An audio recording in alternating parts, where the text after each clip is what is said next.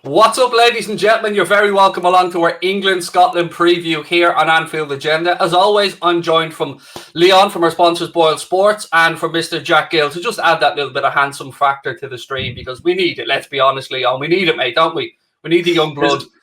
We need a bit of youth, Craig. Me and you, we're gone past our best days, so Jack is only reaching prime. Oh, flower of Scotland. Jack, are you nervous, Jack? Because I have to be honest, a lot of England fans I've been seeing have almost think this is a certainty.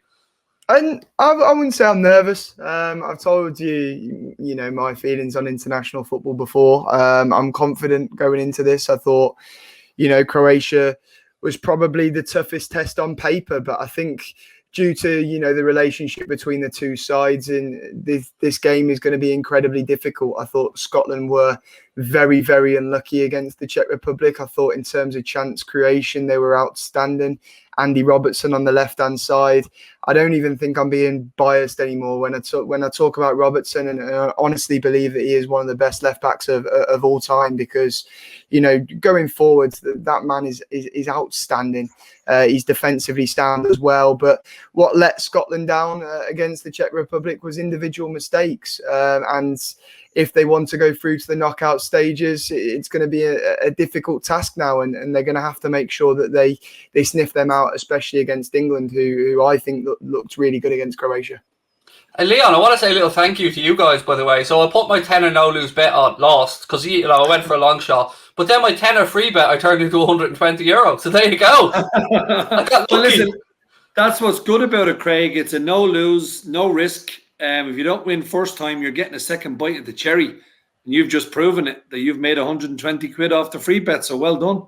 Yeah, it was good. Now, it is good as well. It's only a tenner, so I didn't feel that bad about going for a bit of a long shot because usually I try and, I try and go even money. That's usually the way I try and do my bet. But yeah, it was great. It was good. It was a good offer, and I've been getting a few of the enhanced prices as well on the market. I had Italy. I got Italy on the first one. I had a tenner on Italy to win the game. You would enhance that to evens as well. So yeah, I'm doing good. Doing good, mate. Yeah. Doing good.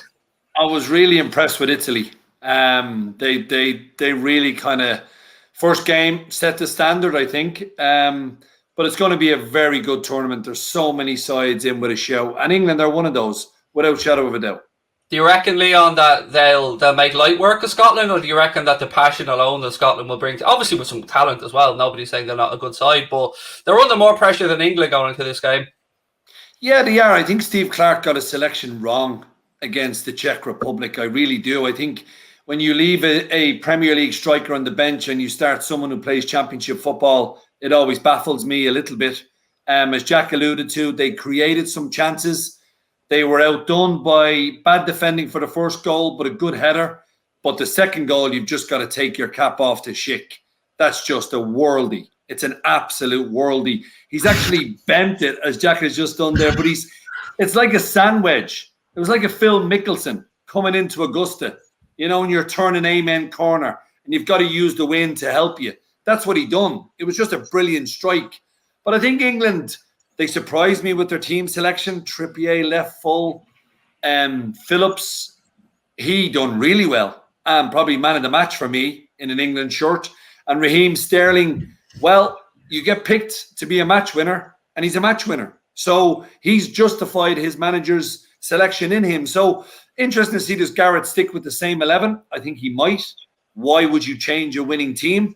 But I think Scotland are going to make changes, Craig. They just have to. They have to get some of those players that came off the bench. They've got to start against England. And Scotland, it's a shot to nothing. Everyone expects England to win. England are such a short price favourite, 1-3. So Scotland are going there with nothing to lose. I think both teams are going to score here. I think Scotland are capable of scoring against England, but I do fancy England to get the victory.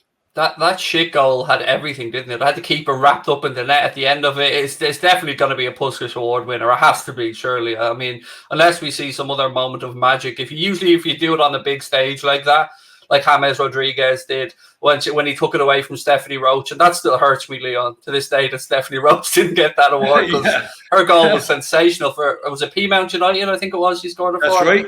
Yeah, brilliant strike, flicked it up and the volley. But you're right, because it's on this stage, I mean, I actually feel sorry for Scotland fans because they're going to have to watch it for an awful long time. that goal is going to get... It reminds me of Gascoigne scoring against Scotland. We've seen that goal so much. Now we're going to see Schick scoring against Scotland so much as well. So look, you've got to give credit where it's due. People were kind of blaming the goalie. I don't know. That's where goalkeepers start now. Through every international football, Premier League football, they're a sweeper. They're not really a keeper when the other side is in possession of the ball, or even your own team is in possession of the ball. So well done to Schick. On Stephanie, actually, funnily enough, she was my neighbour growing up. I went to school. I played football with her brother Eric. But yeah, I was so disappointed for her. But you're right. If you do it on a big stage like that, like James Rodriguez did, like Schick did. Interestingly, on the England selection, I suppose I got to Jack on this one. No Sancho, even in the squad on the bench, and Grealish didn't get a sniff. I mean, that surprised me. Yeah, I think it's because of the magnitude of the game. You know, in the fact that it was probably England's toughest game of the group. We mentioned on this show last week, you know, that England were going to look more defensive in this game. And I thought we did, particularly when the score went to 1-0.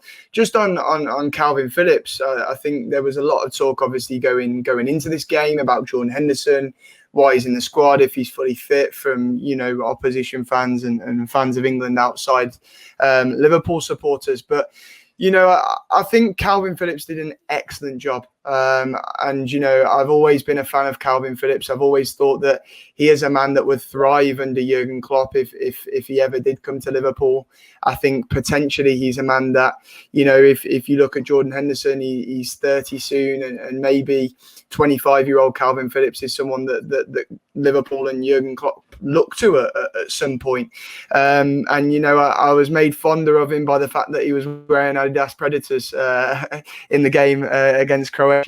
But yeah, I thought going into the game, the team news was surprising. I think a lot of England fans wanted to see Jack Grealish starting for England.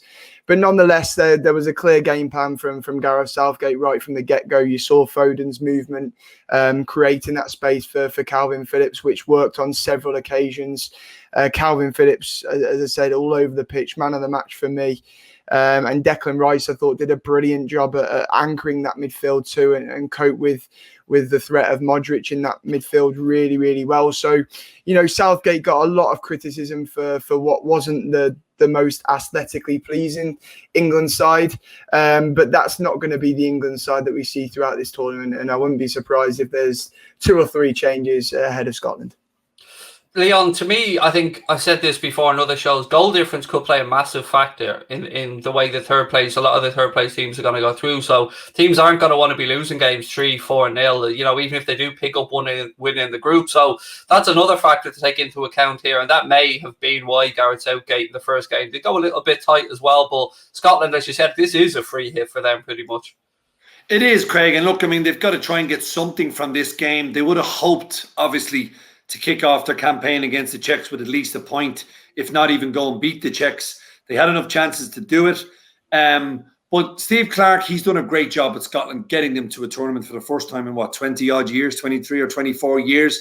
So he did probably show nerves for the first game. He did probably make a couple of mistakes with formation and with player selection. But England, it'll be interesting just hearing what Jack said. Will Southgate make 2 or 3 changes for this Scotland game? I'm not so sure. I think if they were to beat Scotland going into the last game against the Czechs, then you might see a couple of more changes. But we now know why he picked 4 right-backs, because one of them can play left-back in Kieran Trippier. And that's why he picked 4 right-backs, because he's got 3 left-backs and 3 right-backs. But I just think Trippier, as the tournament progresses, I don't think he will aid England enough to progress on the left-hand side.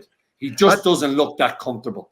I think you've got to get Shaw or Chilwell on the left-hand side. But the big thing for me, Craig, is I think England are going to win, but England are going to end up facing, in my opinion, Portugal or France in the last 16. And then we'll see how good this England side are.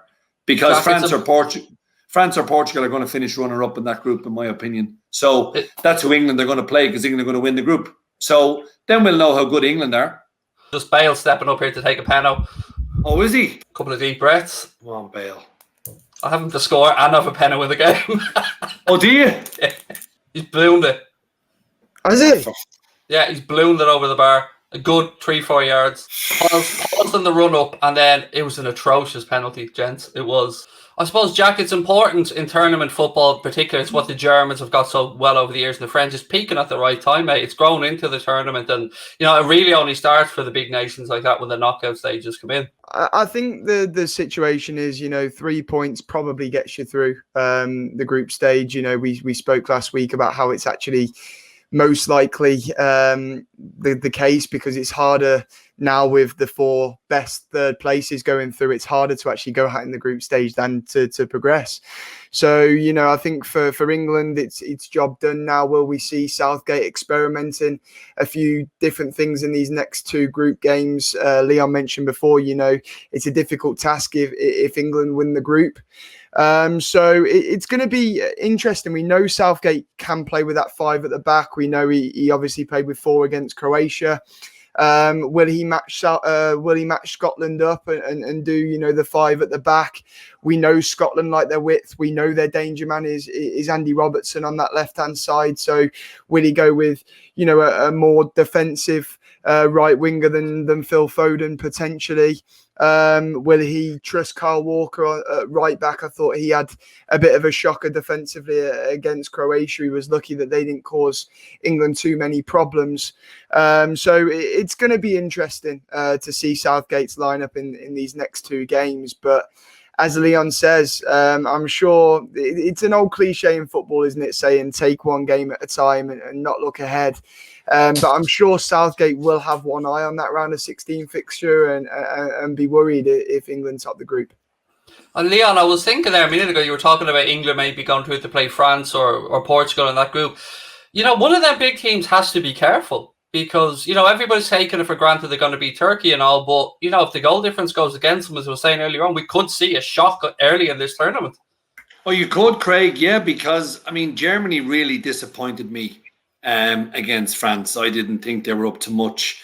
Portugal, although they didn't score till late against Hungary, they were the better side. But it took them a while to get into it too. And the next 2 games in those groups, I actually think the Portuguese can beat Germany. And if that happens, and France, I think, will beat Hungary, they're both on 6. So either one of them is going to finish second because they play each other last. And Germany could end up even beating Hungary on 3 points and ending up not going through.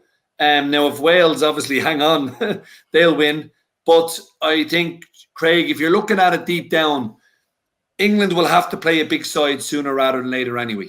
And if you get one in the last 16, look, it's probably not the way you wanted to start off the knockouts, but if you get it, you get it. I just think this England team build momentum, win your 3 group games, you're going into the knockout stages, and the squad is buzzing.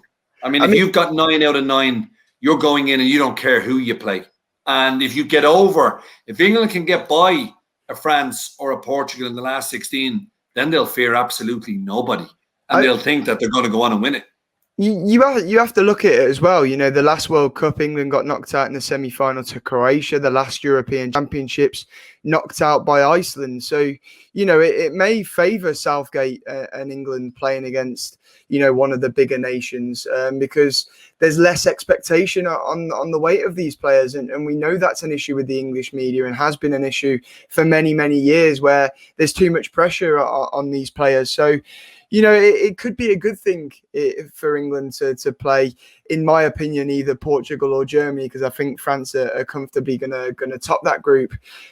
So, yeah, we're just going to have to wait and see. But I agree. You just have to beat what's in front of you. And what I saw a tweet yesterday, which made me laugh because it's bound to happen. Scotland are going to turn up to this England game like, West Ham usually turn up against Spurs, or, like the bottom 6 showed up against Liverpool this season. It's bound to happen. Gents, before I let you go, I want to get a prediction from both of you, a score prediction for this one. And Liam, I want a betting prediction as well, because, you're not getting off the hook, my man. So Jack, I'll come to you first to give Leon a bit of time to think here, because I'll put him on the spot a little bit. What are you thinking for this one, Jack? What's your score prediction? I think it's going to be incredibly tight. I've got it down as a game that's going to be, the most exciting game of the Euros so far. I have it down as 4-2 to England. My days, that's bold. It's almost up there with Jack 6-0 Gill, that one. I mean, a 6-goal game between England and Scotland. I never thought I'd live to see it. I think I'm go on, Leo. Sorry, Craig. Look, I mean, with that kind of 4-2, I was just trying to get the price of that for Jack, because Jack, obviously, with our no-lose £10 or €10, it's a 50-1 chance, Jack. And I'm earning 500 quid then this weekend. and you know what? As Craig done, when you lose the first one, it doesn't matter because you've got you lose the first one.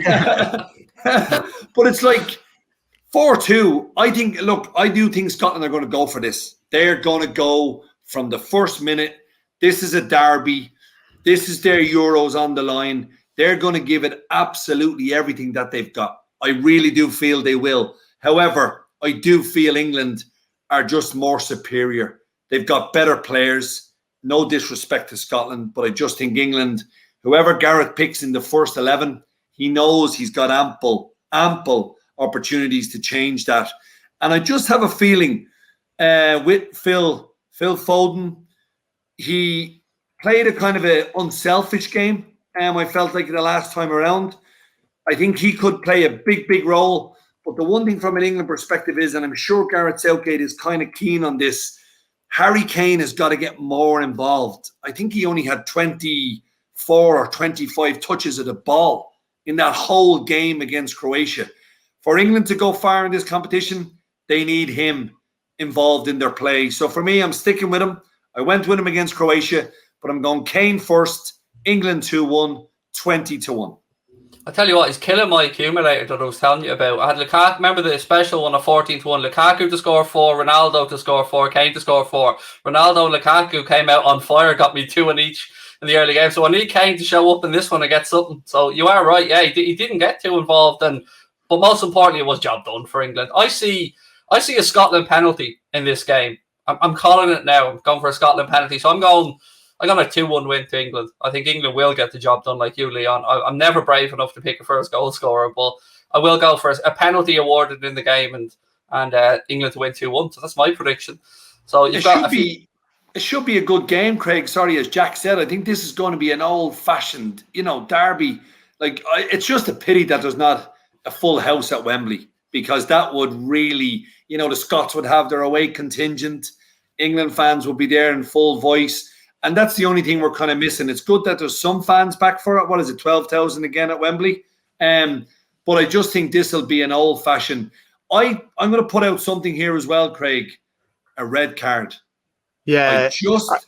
I just have a feeling there's going to be feisty tackles. I don't know who. I don't know who the man in the middle is here, by the way. Red card, 4-2. I was thinking, to be fair, if England get an early lead that is a sizable lead, you'll see a few Scottish heads go, and for them it may be more about ruining the tournament for England and some nasty challenges going in and stuff like that. And I do agree. I think if you're a betting man, put your money on a red card.